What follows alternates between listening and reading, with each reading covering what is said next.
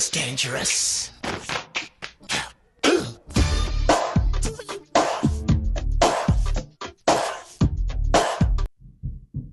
Farms to let Stirlingshire. Crown Estates. To let, with entry at Martinmas, 1945, the desirable dairy farm of Kings Park, extending to 65,215 acres arable.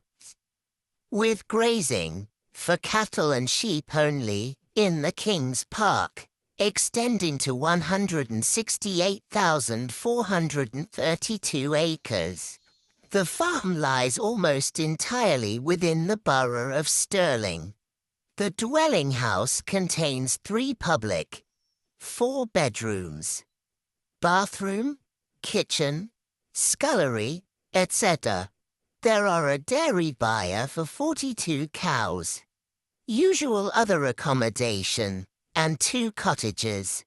The present tenants, Messrs A and P. Dewar, whose family have occupied the farm for nearly 100 years, are retiring from farming and will point out the boundaries on receiving due notice, and they are prepared to hand over their TT. Ayrshire Stock, crop and implement-ments, at valuation, if this is desired.